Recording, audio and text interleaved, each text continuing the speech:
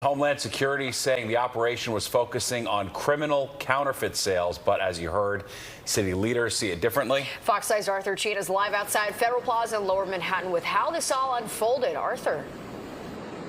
Natasha, Steve, there is a definitive feeling that this foreshadows what's about to come in the city. Up until today, we've seen a lot of ICE enforcement that turned violent, but it was all inside this building here. What we saw today was this playing out on New York City streets as ICE agents descended on Canal Street from Church over to Lafayette, targeting street vendors in perhaps one of the worst kept secrets of a location for an underground market in the city, a place that's known to sell knockoff designer handbags and perfume and fake Rolex watches, to name a few.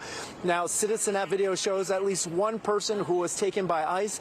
Another video shows the chaos as heavily armed federal agents swept in multiple vehicles, at least one of which was heavily armored. Now, angry New Yorkers then confronted ICE agents, and in that backlash, many of them started blocking cars from leaving, and some of those people were taken into custody by federal agents. Now, tonight, the Department of Homeland Security tells Fox 5 that they arrested a separate person for assaulting a police officer, but city officials, at least some city officials, were out here tonight to say that federal agents have no business cracking down on the city's street vendors.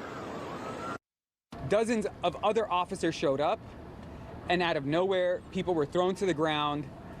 Some pushed into cars, others thrown off of their bikes, and all for what? It is important to note that this is happening under the Eric Adams administration, who is not here right now to say that this is unacceptable. We're amidst a federal shutdown. There's not the money to make sure that people have their health care premiums, but what there is a federal government with weaponized law enforcement, creating the largest law enforcement agency to try to strike fear and terror into people who are trying to earn a living.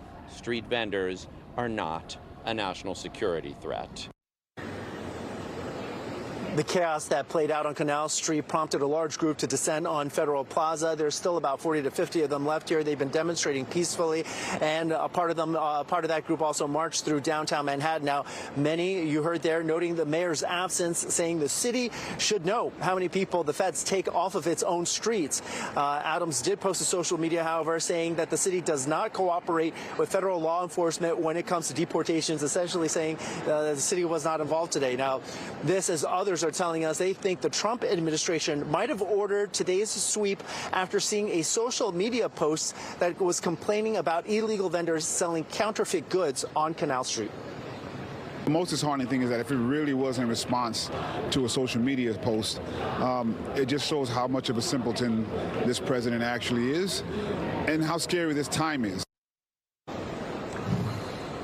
As for what New Yorkers can do, those who spoke out here tonight pretty much pleaded with New Yorkers to make sure they videotape, that they document anything that they see from a safe distance. They also say to be sure not to provoke law enforcement or to provoke the Trump administration and give them justification, in their words, for a response that would essentially amount to a military invasion of New York City. Certainly some complicated times. We're live tonight at 26 Federal Plaza. Arthur Cheat, Fox 5 News. Steve, Natasha, back to you guys. Very well. All right. Thanks, Arthur.